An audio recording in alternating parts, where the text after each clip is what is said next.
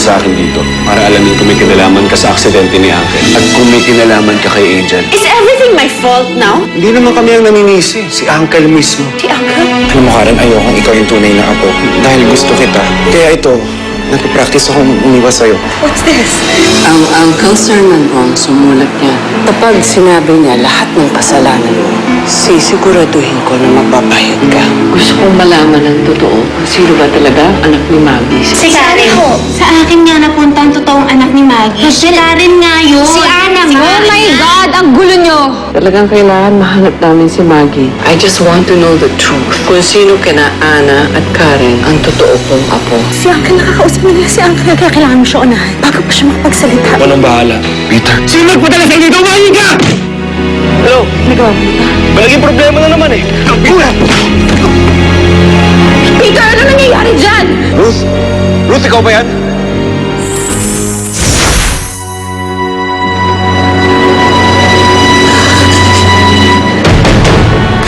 Ma? Are you alright?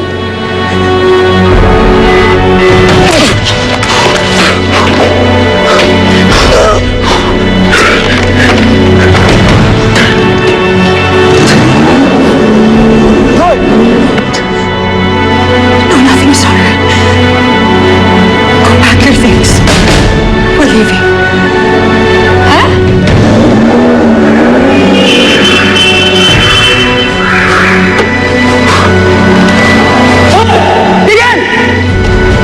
Wisit! Ay! Tingnan na! Karating lang natin dito ah. Saan tayo pupunta? Just do what I say! Pack your clothes now! May kukunin lang ako sa office. Babalikan kita.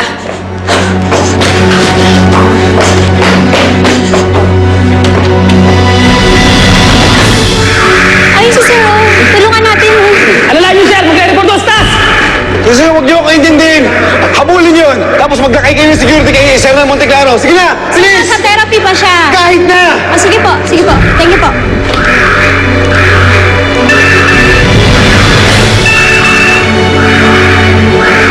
Hello, Carla. Dad? Dad, I think something's wrong with Mom. Hindi ko na nga alam yung gagawin ko eh. Oh, saan nagpunta yung mami mo? Kumpleto na ba yung mga papeles doon sa isang bag ko sa kotse? Opo, ma'am. Okay. Pakilagay na lang yan sa kotse, ha? Nina, can you please tell Karen and Anna that I'm leaving for the office dahil meron akong meeting with the board members and then dadiretso na ako ng ospital, ha? Iha, bakit? What's wrong? Ha? Nalulungkot lang po ako. I feel left out. I feel excluded. What? May dumating lang kasi na nagsasabing posibleng si Ana o si Karen yung tunay na Ana Karenina. Parang bigla na lang po ako na out of place. Parang mas gusto niyo po kasi isa sa kanila yung tunay niyong apo eh. Of course not. Don't say that. Gusto ko lang naman malaman ang katotohanan. Pero hindi ibig sabihin nun, ayoko na sa'yo. Alam mo, Nina, kahit sino pa sa inyong tatlo ang totoong anak Karenina, pantay-pantay ang pagtingin ko sa inyo. I just need to know the truth. Yan naman ang gusto natin lahat, diba? Ang katotohanan.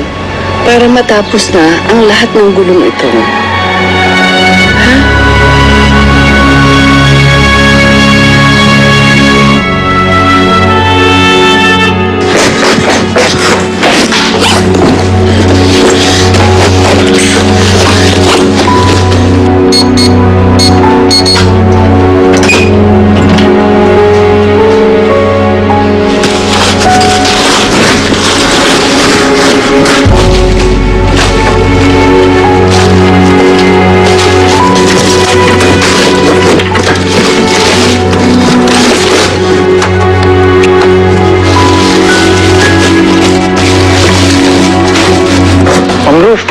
Mabuti po dumating kayo.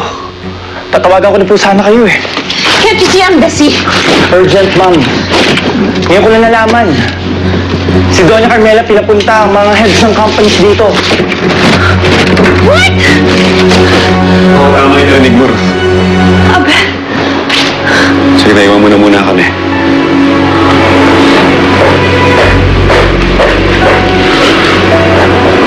Ruth, bakit mo ginawa yun? What are you talking about? Ruth, bakit? Bakit ka kumukuha ng pera? Ha? Bakit, Ruth? Abel, babe, I can explain! Walang niya ka. Sarili mong uncle!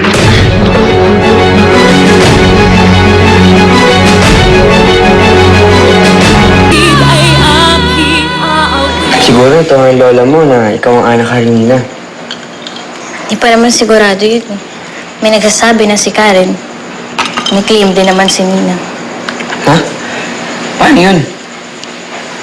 Hindi ko alam. Kailangan talaga mahanap namin si Mami Maggie para malaman namin yung totoo.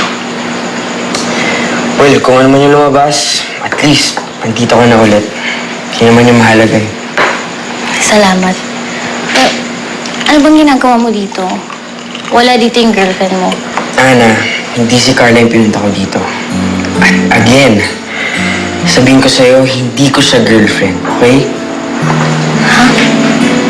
Eh, nung huli ko kayong nakita, nakahawak siya na nakahawak sa'yo. Parang gustong-gusto mo naman.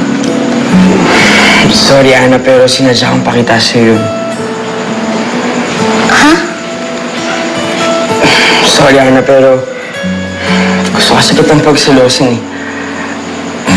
Sorry, pero yun yung totoo. Bakit mo naman gagawin yun? Ana, hindi ba obvious? Bakit ba ako namumulat sa'yo? Ana, I like you. Paglalambing sa iyong piling, ligaya kung walang kahambing. Kung di malimot na tadhana,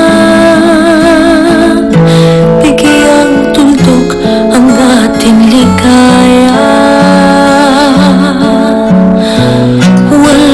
Hanggang ay hahamakin, pagkat walang katapusan kitang ibigin. Kahit na ilang Binabaan niya ako. Iniwasan nga niya ako. Sabihin mo sa akin yung totoo, ha? Kaya ba sinabi ni Uncle na masama ka? Totoo lahat yun! Abel, hindi totoo yun! Nakita ko si Peter eh. Narinig ko kausap ka niya. Nakita ko yung phone niya. Nakita ko yung pangalan mo. That wasn't me! Ruth, huwag ka nang tumanggi. Huli-huli ka na, Ruth eh. Paano mo nagawa yun, ha? Pamilya tayo eh, di ba? Ano ang gusto mo kay Peter? Papapatay mo si Uncle? Ha? Ikaw pa rin papatay kay Brad tsaka kay Angel? Tapos ipapaligpit mo si Uncle? Ginawa ko lang yan para sa kabutihan ng mga anak ko! Gusto ko siguraduhin na sa kanila mapupunta ang pinaghirapan ko. Hindi sa mga peking anak Karenina na yon!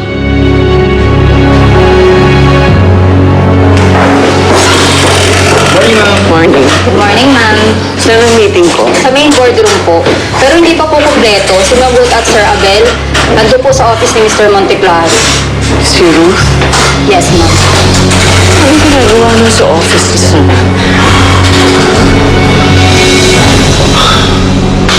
Alam mo nagawa ito, Ruth? Ano na nagawa sa pamilya natin? Abel, ginawa ko yun para sa mga anak ko.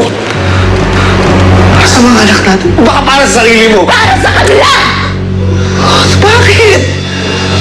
Nasa ospital si Uncle. Watak-watak na yung pamilya natin tapos ganyan ganito. Paano pag nalaman nilang kriminal ka? Abel, walang makakaalam. Wala kang sasabihin, hindi ka pwede magsumbong. Asawa mo pa rin ako, Abel! No. I'm sorry. Pero kailangan mo aminin sa kanila lahat. Amin. Sinungaling.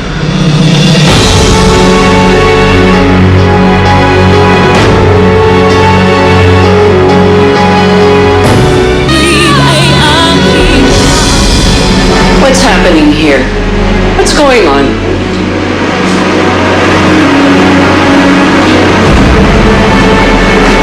Sige na, sabihin mo na. Sige na. Own up your mistakes. Sabihin mo na yung totoo. Bakit, Abel? Ano ginawa ni Ruth? Ano sinasabi mo? Andy, tama lahat na impormasyon niyo. Si Ruth talaga may pakana ng lahat. Si Ruth ang mastermind ng panluloko sa atin. At hindi lang yun. Abel! Shut up! I am your wife! Ano ba, Abel? Nakita ko si Peter sa ospital. Tao na siya ni Ruth. Tapos pumasok siya sa kwarto ni Uncle. I said, shut up! Shut up! Shut up! Anong ginagawa ni Peter sa ospital? Wala! Tell me the truth! Natakot lang ako! Natakot ako kaya i-accept to... I'm so sorry, Ate. I'm so sorry. Hindi ko kailangan na ako sa ganito. Hindi ko talaga alam. I'm so sorry. Wala mo iyak! Bakit ang saya mo? Wala. Wala lang.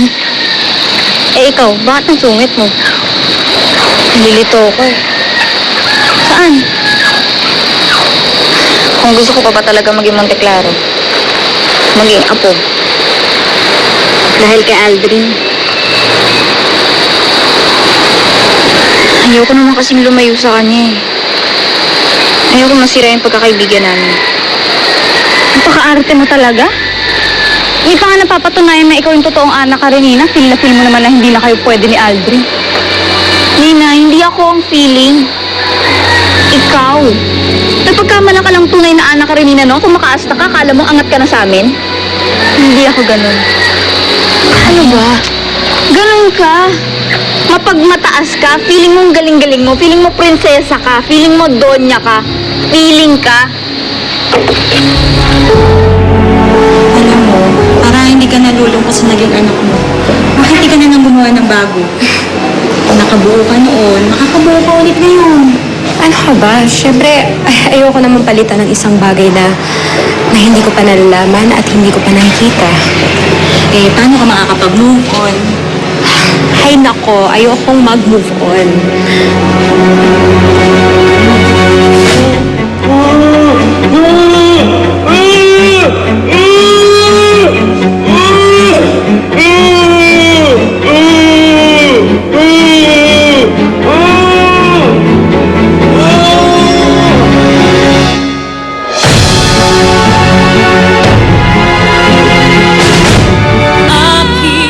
Pwede ba ha? Tumigil na nga kayo? Kanina? Paulit-ulit na lang kayo. Palagi na lang. Ano? Gusto niyo mag-away? Gusto niyo? Sige, mag-away kayo. Magsuntukan kayo. Ang laki ng space, oh. Gusto mo, di ba, Nina? Dali! Ikaw, Karen. Ano? Mag-aaway kayo. Kasalanan niyo naman eh. Ikaw naman ang nagsimula ah. Pwede ba? Nina! Karen, tama na. Alam niyo pa ulit-ulit kayong dalawa. Palagi kayong nag-aaway. Hindi pa nga nalalaman kung sino ba sa atin yung totoo. Nagkakaganyan na kayo. Paano na ha? Paano na yung pagkakaibigan natin? Kung ngayon pa lang, ganyan na kayo. Ang gulo-gulo na natin. Eh, kasalanan naman ni Maggie to eh. Kasalanan niya kung bakit ang gulo-gulo nating tatlo. Kasalanan niya kung bakit lagi tayo nag-aaway. Kaya dapat mahanap na yun eh. Dapat mahanap na siya para panagutan niya yung gulong ginagawa niya sa buhay natin.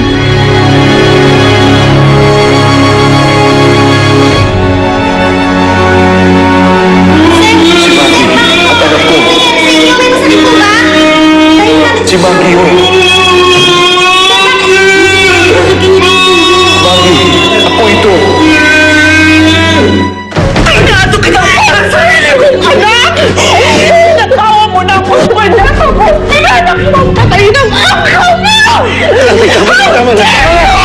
How dare you! Sige! Sige, lumapit ka, you housewife! Alam mo kung ba't ito ginawa lahat ng to? Ginawa ko to dahil nagiging unfair na kayo sa akin! Nakiusap ako kay Uncle. Nagmakaawa ako. Pero makinig ba siya sa akin? Ate, hindi. Gusto pa niya ako ipakulong at tatanggalan niya ako ng mana. This company and everything! It should be mine. Only mine! Akin lang at hindi sa'yo! Hindi kaya para sa mga peking alakaran nila na yun! Ruth, sige na. Please, bitawan mo na yan. Ruth, parang palakihin yung ginawa mo. Sige na. Makinig ka sa akin. Sige na, bitawan mo na yan. Please.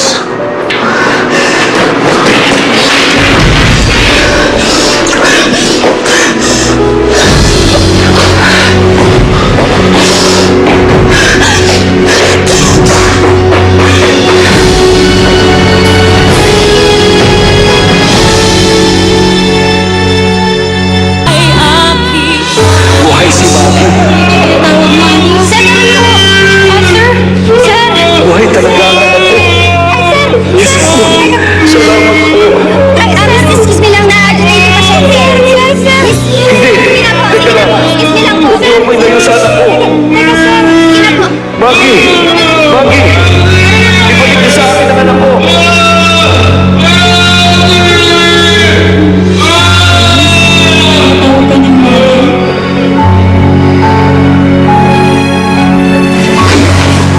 Makita mo na? Sama-sama talaga nung ninang yun. Sana talaga hindi siya yung tunay na apo. Sana isa sa atin para hindi na siya makapagyabang. Karen, bakit ba palagi na lang kayo nag-aaway ni Nina? Dahil makasarili siya. Nung nalaman ng lahat na anak siya ni Tito Abel at posibleng anak ni Mami Maggie, kumontra ba tayo? Hindi. Ginusto pa nga nating umalis eh. Dahil ayaw natin makaagaw ng atensyon sa kanya. Tapos ngayon, na tayong dalawa naman yung may tsansa sa pagiging Monteclaro. Nangaangkin siya. Nagbabakulaw, ganon. Filingera siya.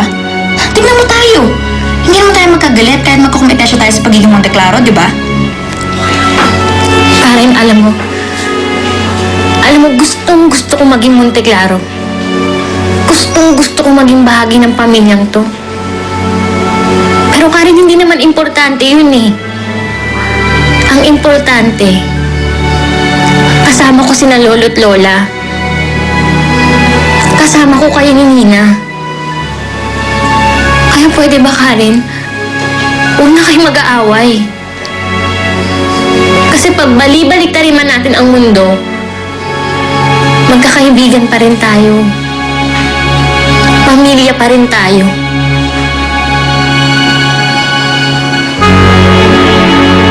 Nina, sandali. Huwag ka naman na magalit, oh. Hindi naman ako galit eh. Bitter lang ako. Bitter ako kasi nangaagaw siya ng nanay at ng pamilya. Pero Nina, ang akin lang, wala namang masama kung Monteclaro din isa sa kanila, di ba? Ikaw, parte ka na ng pamilyang yun kasi tatay mo si Sir Abel.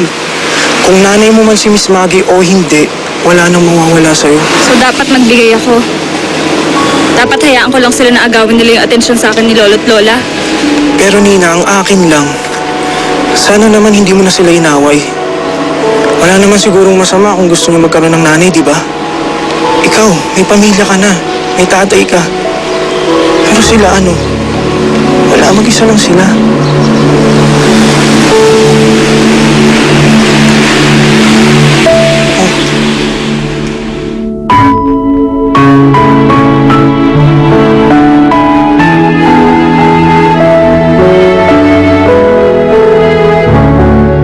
Ma'am, pinamove ko na po ang board meeting.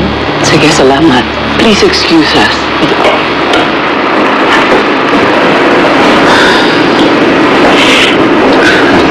Auntie, I'm sorry. Abel, bakit ikaw ang nagsusorry? Si Si Ruth ang may kasalanan. Oo, Auntie, pero asawa ko pa rin si Ruth.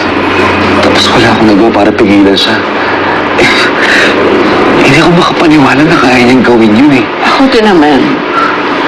I never thought na kaya niyang saktan si Sanan. We trusted her pero niloko niya kami. And all because of money. Alam mo ba, nung inatake sa puso si Sanan sa Amerika, may pagawa siya ng kanyang last will and testament. Iiwan niya ang half of the shares of Monte Claro Conglomerates kay Ruth. At yung share ko, meron din siyang i-inherit doon. Mapupunta sana kay Ruth. Almost all the majority of the shares of the company. Auntie, Pero tignan mo ang ginawa niya. Kinalimutan niya na pamilya niya kami. Dahil lang sa pera. Dapat siyang makulong. Andy, siguro kakausapin ko muna si Ruth. Sabihin ko tumigil na lang siya. Ayusin muna natin itong problema natin. Abel, she tried to kill my husband at kaya niyang gawin uli yun.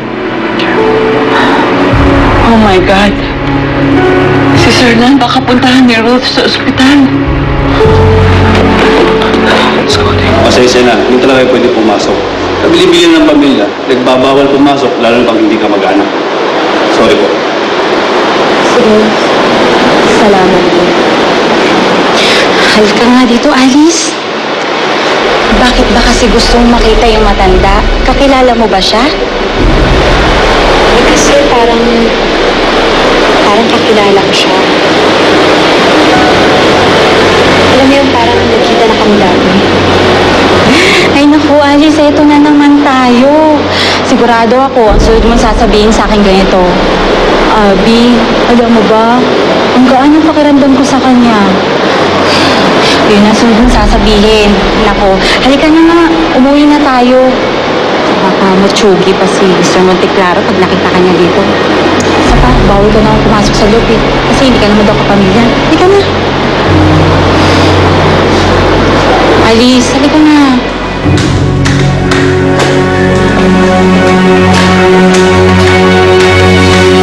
Bakit parang kilala niya ako? Baka naman kasi may kamukha ka lang nakakilala niya. Ano ba yung tinawag niya sa akin? Maggie? Oo, Maggie. Hindi naman yun yung pangalan mo, diba? Kundi Alice. Kaya tiyak ako, napagkamalan ka lang nun. Alam mo naman yung mga oldies, pagkamali-mali.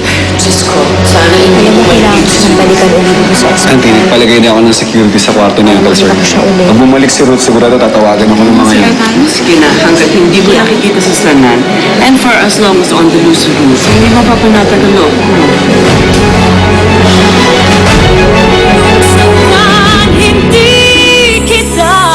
Ano ba nangyayari sa'yo? Ba't tayo lumipat dito? Give me your cell phones. Hindi niyo tatawagan ng daddy niyo o ang lola niyo kung sino man sa bahay na intindihan niyo? Aldrin? Dad, nasa hotel room kami. Ano ba talaga nangyayari? Ma'am! Honey, Daddy, si Mr. Monte Claro? Siya ang daddy ko sa panaginip? Dapat kasi nanahimik ka na lang.